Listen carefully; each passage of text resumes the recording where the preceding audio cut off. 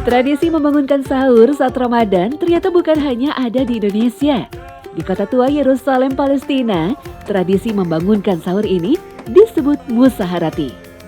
Kali ini, Baha Eden Najib kembali berjalan di jalanan kota tua Bab Huta untuk membangunkan warga bersiap santap sahur. Sambil mengumandangkan pesan-pesan bernilai agama, Baha ditemani temannya yang menabuh drum. Tradisi musaharati ini sempat absen 2 tahun lantaran Baha ditahan polisi Israel gara-gara keluhan dari tetangga. المسحراتي هو جزء من التراث اللي احنا عايشينه، من التراث الفلسطيني، هو جزء من أجواء رمضان.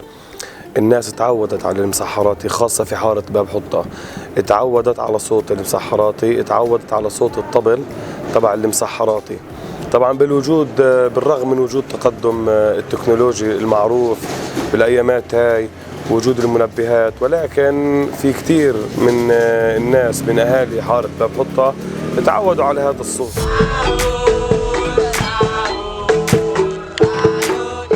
Di Jember, Jawa Timur, ada juga yang melantunkan tetabuhan semacam musaharati. Namanya musik patrol. Hampir sama ya, hanya saja patrol dimainkan berkelompok.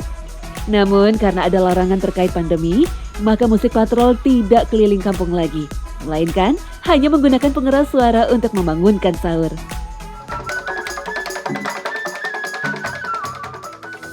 Ya, tradisi membangunkan sahur sebenarnya merupakan kegiatan mulia, mengingatkan orang untuk makan sahur sebelum puasa Ramadan agar kuat menjalani puasa seharian.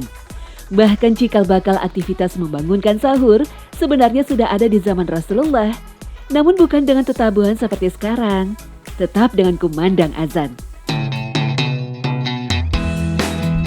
Ketika itu, azan yang dikumandangkan oleh Bilal bin Rabah menjadi penanda waktu agar umat bangun untuk sholat malam dan sahur. Sedangkan waktu diharamkannya makan dan minum, patokannya ialah azan subuh dari Abdullah bin Umi Maktum. Nabi SAW bersabda, sesungguhnya Bilal melakukan azan di malam hari sebelum subuh untuk membangunkan orang yang tidur di antara kalian dan orang yang tahajud bisa kembali istirahat untuk persiapan subuh. Hadis riwayat Nasa'i. Dalam riwayat yang lain disebutkan, sesungguhnya Bilal melakukan azan di malam hari sebelum subuh. Makan dan minumlah kalian sampai Ibnu Umi Maktum azan. Hadis riwayat Muslim. Jarak antara azan Bilal dan Ibnu Umi Maktum tidak terlalu jauh. Karena itu, para sahabat yang mengakhirkan makan sahur masih bisa menjumpai azannya Bilal. Sahur itu sesungguhnya bukan hanya kegiatan menyantap makanan, namun lebih dari itu. Disinilah waktu mustajab untuk berdoa. Bahkan Rasulullah menyarankan agar jangan meninggalkan sahur karena Allah dan para malaikatnya bersalawat kepada orang-orang yang makan sahur. Imam Ahmad meriwayatkan dari Abu Sa'id Al-Khudri radhiyallahu anhu, beliau berkata, Rasulullah SAW bersabda, makan sahur adalah makanan yang penuh dengan keberkahan, maka janganlah engkau meninggalkannya, walaupun salah seorang di antara kalian hanya meminum seteguk air.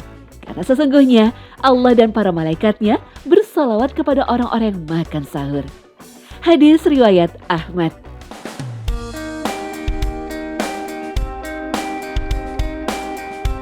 Ulama menjelaskan, salawat Allah kepada manusia adalah kasih sayangnya kepada mereka, sedangkan salawat para malaikat kepada manusia adalah permohonan ampun untuk mereka. Maka, siapa saja yang tidak sahur, ia terhalang dari rahmat Allah Azza wa Jalla dan dari permohonan ampun para malaikat untuk mereka pada waktu tersebut.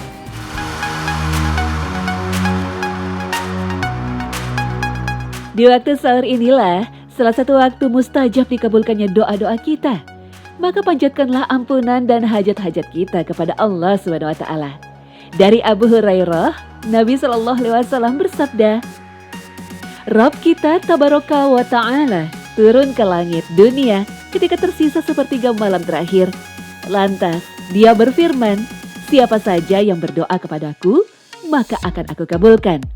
Siapa yang meminta kepadaku, maka akan aku beri. Siapa yang meminta ampunan kepadaku, maka akan aku ampuni. Hadis riwayat Bukhari dan Muslim.